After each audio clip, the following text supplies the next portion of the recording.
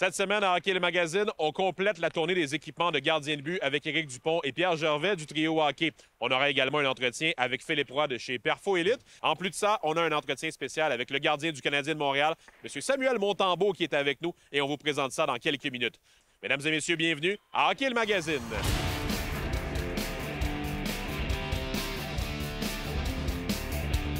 Hockey le Magazine est présenté par Sport Rousseau, Hockey Expert et l'Entrepôt du Hockey. En collaboration avec Accès Physio.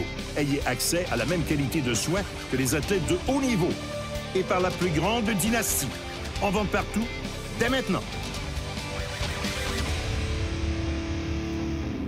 Cette semaine, à Hockey le Magazine a le plaisir et le privilège de rencontrer le gardien du Canadien de Montréal, Samuel Montembeault. J'oserais même dire un ami de Hockey le Magazine. Ça fait quelques années qu'on a la chance de se rencontrer. Puis cette année, avec toute l'actualité qui se passe, non seulement autour du Canadien, mais autour de l'annonce de la formation du Canada, c'est un plaisir de t'avoir avec nous, Samuel. Ouais, merci de m'avoir.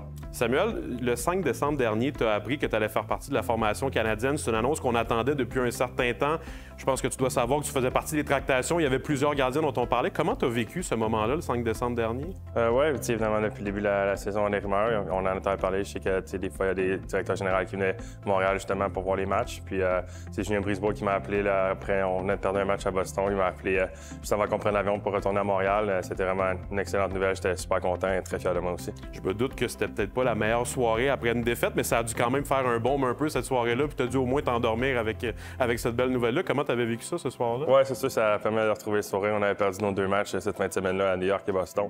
Je l'avais déjà dit dans les médias, mais une fois, il a essayé de m'appeler après durant l'autobus en tournant vers l'aéroport, mais j'avais pas répondu. Puis il n'y avait pas un son dans l'autobus, donc je ne voulais pas le rappeler tout de suite. Donc j'avais mon cellulaire sur le pour voir comment il restait de trafic pour qu'on se rende jusqu'à l'aéroport. Puis aussitôt qu'on a débarqué de l'autobus, je l'ai appelé, puis c'est là qu'il m'a annoncé la nouvelle. Samuel, j'aimerais ça revenir avec toi sur les dernières semaines avant cette nouvelle-là.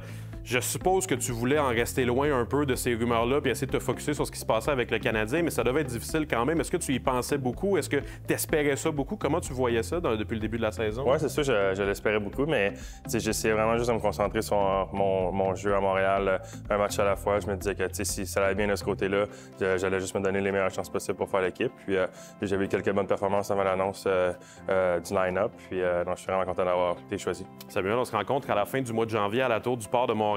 Lorsque l'émission va être diffusée, on va être à quelques jours du début du tournoi. C'est un tournoi que je suis certain que tu aurais aimé jouer, peu importe c'est où qu'il aurait été joué, mais de le faire à Montréal, au Centre Bell, qu'est-ce que ça t'amène comme émotion là, à quelques jours du début de ce tournoi-là? Ben, c'est vraiment le fun, évidemment, d'être dans nos installations. Je vais tout connaître à l'arène aussi. Puis on sait à quel point l'ambiance au Centre Bell, c'est quelque chose de vraiment spécial. À tous les matchs, quand on joue là, nous, c'est vraiment quelque chose. Puis ça va être le premier tournoi, les meilleurs contre les meilleurs depuis vraiment longtemps, de pouvoir le faire au Centre Bell. En plus, je sais que les États-Unis, toujours une bonne rivalité, donc je sais que ça va être très un samedi soir en plus. Ça va être différent d'un Canada Maple Leafs, ça va être Canada-États-Unis. Canadien Maple Leafs, ça va être Canada-États-Unis. Ça va être un excellent match, puis ça va vraiment être électrique dans le Centre Bell. Il va y avoir une formation assez incroyable pour le Canada. Je ne sais pas si tu as eu la chance de croiser plusieurs de ces gars-là, mais des Crosby, des McKinnon, des McDavid, des Cal McCarr. Lequel tu as le plus hâte de voir avec toi? Puis qu'est-ce que ça te fait de jouer avec ces gars-là? Oui, ben, ça va être assez fou, juste les pratiques. Quand tu penses que tu vas faire juste des drills de 2 contre 1, des choses comme ça contre les meilleurs joueurs au monde, les meilleurs joueurs au Canada. Puis ça va vraiment être spécial. Ils font partie des meilleurs au monde. Oui, aussi. Mais ça va vraiment être assez spécial. J'ai hâte de voir aussi McKinnon, McDavid, les deux jouer ensemble, deux joueurs extrêmement rapides. Puis on a un excellent line-up dans toutes les équipes. Puis je pense que ça va être un très bon tournoi. Samuel, je sais que de manière collective, l'objectif, c'est de gagner ce tournoi-là pour le Canada, de se préparer pour les Jeux de Milan l'an prochain. D'une manière personnelle, ce serait quoi pour toi un tournoi réussi? Est-ce que pour que ce soit réussi, il faut que tu joues tous les matchs puis que tu sois le numéro 1 ou tu vas trouver une forme de réussite, peu importe le rôle qu'on va te donner avec cette équipe-là? Oui, bien, peu importe le rôle. Je pense que, évidemment, si j'ai un départ, c'est d'essayer de connaître du succès, de donner une chance à l'équipe à gagner à toutes les fois qu'on va faire appel à moi. Mais sinon, c'est d'être un bon coéquipier, d'encourager les gars aussi dans les pratiques, de donner le meilleur de moi-même puis de montrer que je suis capable de compétitionner avec ces joueurs-là aussi. Samuel, je veux garder les derniers instants pour dire que ça se passe bien avec le Canadien. Au moment où on fait l'entrevue, ça se passe très bien. J'espère que ça va être le cas encore quand ça va être diffusé. À quel point l'ambiance est positive ces temps-ci pour toi qui es à Montréal depuis quelques années? Il y a eu des saisons plus difficiles, on le sait. Là, cette année, l'ambiance est vraiment le fun autour de l'équipe, autour du hockey à Montréal. Oui, on est chanceux. On a vraiment un bon groupe à Montréal. Les gars, on se tient tous super fort. même si avant on avait peut-être un peu moins de succès, on était toujours les gars ensemble, on se soutenait. Puis là, on a réussi à prendre un step. On joue vraiment du bon hockey depuis même depuis avant Noël. Donc c'est important qu'on continue. Puis on sait c'est quoi maintenant la recette gagnante, qu'est-ce qui nous permet d'avoir du succès. Donc c'est important qu'on continue à le faire et qu'on soit constant là-dedans. Samuel, c'est toujours un plaisir de te recevoir avec Hockey le Magazine. Merci d'être en vedette de l'édition du mois de février pour le tournoi des 4 nations. Bonne chance avec le Canada. On va te suivre, on va être derrière toi puis derrière toute l'équipe canadienne. Merci beaucoup. Salut les gars!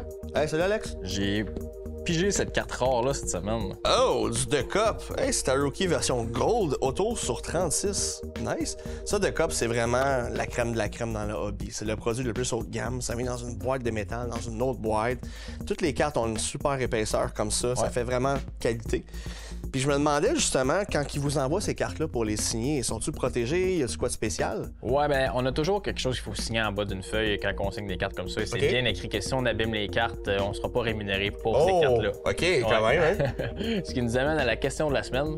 Si je veux m'acheter une carte de Connor McDavid recrue patch auto limité à 99 exemplaires dans la série The Cup, jusqu'à combien dois-je m'attendre à investir? A. Plus de 100 000. B. Moins de 100 000. La réponse après la pause.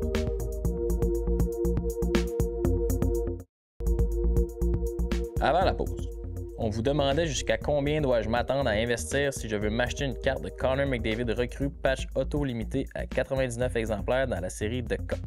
La bonne réponse est A. 100 000 Pat, on parle-tu d'un investissement ici? Rendu là, c'est vraiment une carte d'investissement parce que c'est sûr qu'un gars comme Connor McDavid va peut-être atteindre d'autres records. Il va probablement, on espère, gagner une Coupe Stanley.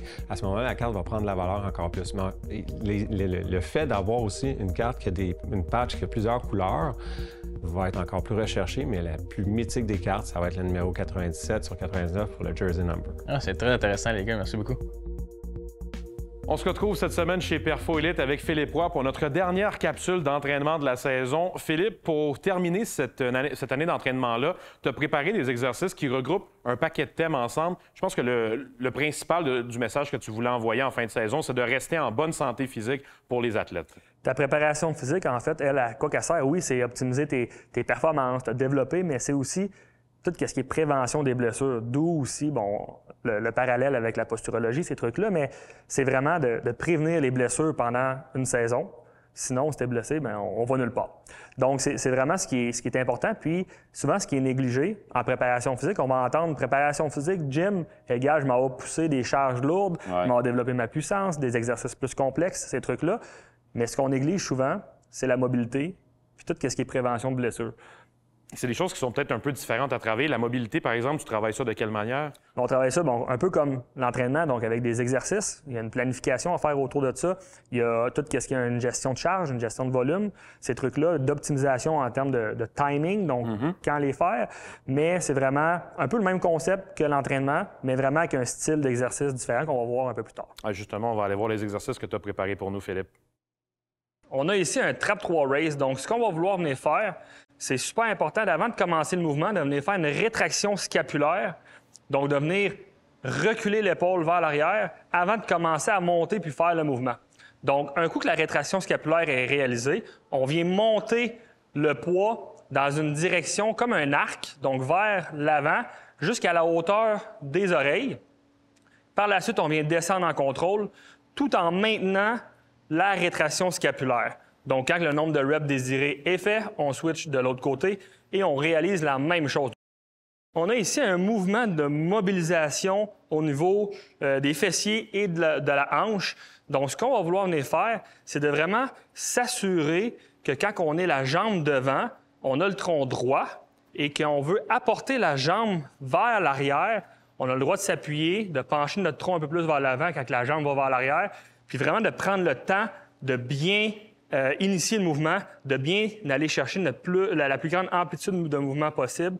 Donc, en quelque sorte, de s'assurer de prendre le temps de bien étirer quand on va vers l'avant et quand on va vers l'arrière également. Donc, le mouvement le plus possible sans toucher au sol quand on vient initier le mouvement et quand on rapporte la jambe vers l'avant également. Ici, on vient faire un mouvement, encore une fois, de mobilisation au niveau des hanches, au niveau des aines, fessiers. Donc, un exercice d'activation super intéressant avant une partie, avant une pratique ou même après. Donc, premier des mouvements, ce qu'on va vouloir venir faire, c'est un 8, donc inversé, donc le signe de l'infini, avec nos pieds. Et super important, comme qu'on voit présentement, quand on va vers la droite, par exemple, vers l'intérieur, on va venir faire une inversion au niveau du pied. Donc, rentrer le pied vers l'intérieur. Et quand on va vers l'extérieur, on va venir faire une inversion, donc venir porter le pied vers l'extérieur également. Donc, tout en gardant un contrôle dans notre mouvement. Par la suite, on peut également le faire en cercle. Donc, un all around the world. Donc, encore une fois, vers la gauche, on s'en va en inversion avec le pied et vers le centre, donc vers la droite, on s'en va avec une inversion du pied. Alors, on vient de voir, Philippe, les exercices que tu nous avais préparés.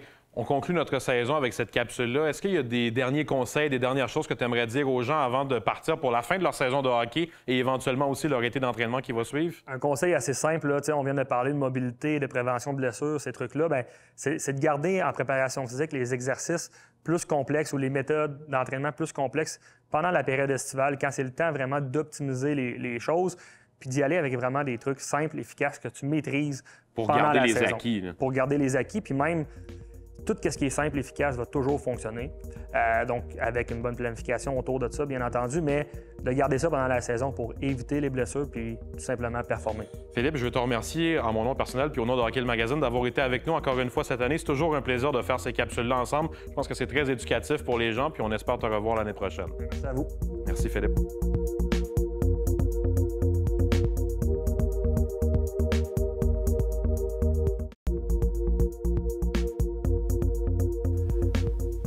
On est cette semaine chez Accès Physio avec Marc pour parler de commotion cérébrale, sujet qui est malheureusement trop à la mode dans le sport dans les dernières années. On en voit souvent. Qu'est-ce que tu suggères, Marc, à un jeune ou un adulte qui suspecte avoir eu une commotion cérébrale, a eu un contact dans son match, il n'était pas certain nécessairement si c'est une commotion cérébrale ou pas? Qu'est-ce que tu ferais? Tout à fait. On recommande à la personne de se retirer du jeu ou on va retirer la personne du jeu pour qu'on puisse l'évaluer davantage en dehors de la patinoire. Ce qui se passe, c'est que si on la retire de la patinoire, l'adrénaline va descendre. C'est plus facile d'évaluer si la personne ne se sent pas bien et si donc elle ne réagit pas bien des fois. Et donc, par la suite, c'est plus facile de déterminer peut-être que son cerveau a été ébranlé. Et on a des outils qui nous permettent d'avoir une meilleure prise de décision à cet égard-là, comme le CRT6, le SCAT6, qui aident les parents, les professionnels, les coachs à mieux identifier une possible commotion cérébrale. Et dans les jours qui suivent, est-ce que la procédure change aussi? Comment ça se passe dans les 2, 3, 4, 5 jours? On recommande une période de repos initiale de 24 à 48 heures. Par la suite, quand la personne est capable de le tolérer, on recommande plutôt un repos qui est relatif. C'est-à-dire qu'on veut que la personne se réactive, mais de façon progressive et selon sa tolérance. C'est-à-dire qu'on veut que la personne vienne faire des tâches qui sont physiques, des tâches qui sont mentales, mais de façon dosée et entrecoupées de brèves périodes de repos fréquentes.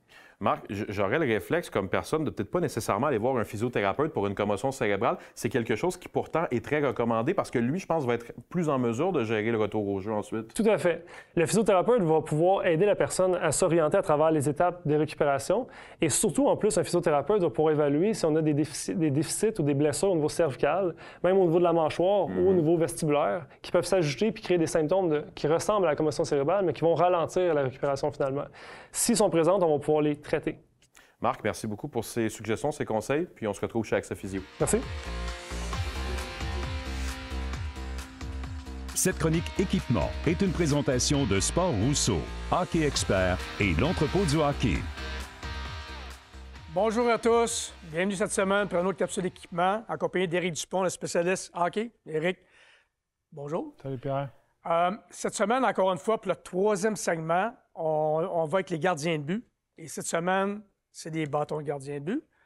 Alors, je crois qu'on va commencer avec le bâton de Bauer. Exact, Pierre, le bâton suprême Shadow de Bauer. Mais avant de parler de cette pièce d'or, je serais curieux de savoir, c'est-tu une anecdote par rapport au bâton de gardien de but dans ta carrière avec les Canadiens? Écoute, l'anecdote que j'ai là, c'est absolument incroyable, là. C'est Patrick Roy, en 1993. On a gagné la Coupe Stanley. Il avait gardé des buts avec le même bâton toutes les éliminatoires, du premier au dernier match.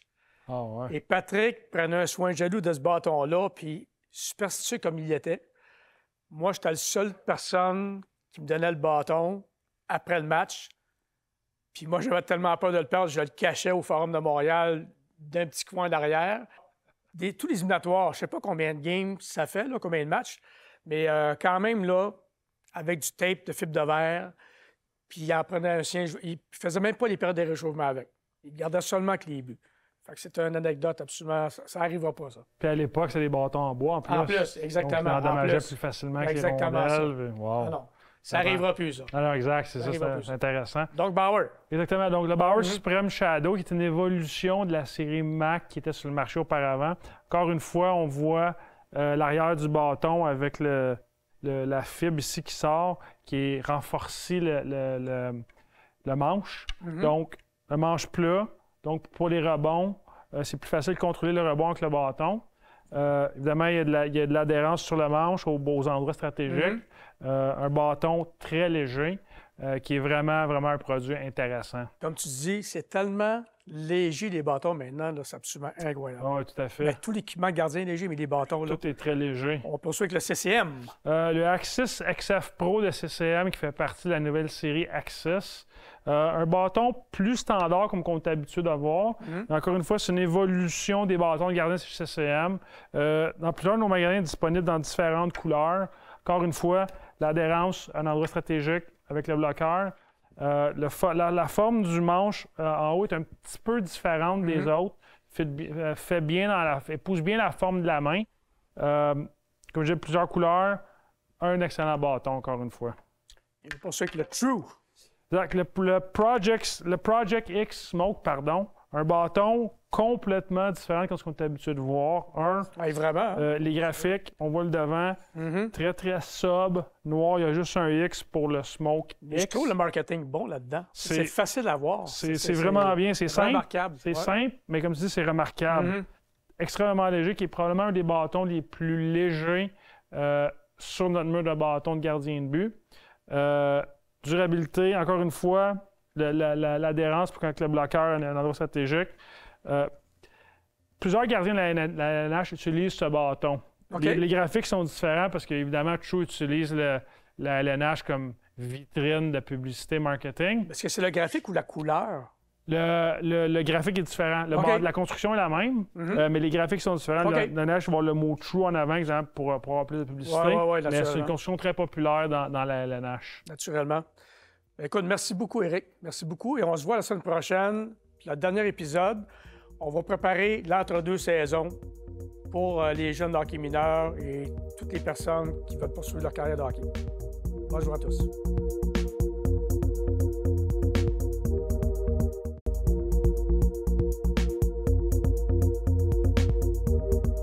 Pour une dernière fois cette saison, Hockey le Magazine a le plaisir de recevoir M. Sylvain Guimond, auteur, conférencier, collaborateur depuis 10 ans maintenant, doit-on le répéter, avec Hockey le Magazine. Sylvain, merci d'être là. Merci, Jasmin, à toi de m'inviter. Sylvain, l'hiver s'est installé. On approche de la fin de la saison de hockey mineur dans plusieurs endroits au Québec. Et là, va arriver un moment qui est toujours stressant. Tu nous as souvent parlé au fil de ces 10 années-là des bons stress et des stress qui peuvent être plus négatifs, les séries éliminatoires. Et là, c'est un moment où un concept d'équipe prend une place qui est tout à fait importante et cruciale. Les entraîneurs ont un rôle d'abord pour embarquer les jeunes dans le bateau des séries éliminatoires, qui est un moment charnière dans une saison. Le but, c'est d'aller vers quelque chose qui est plaisant et que les jeunes continuent à s'amuser. Et on l'a toujours dit, depuis qu'on fait des capsules ensemble, on performe toujours mieux quand on est heureux.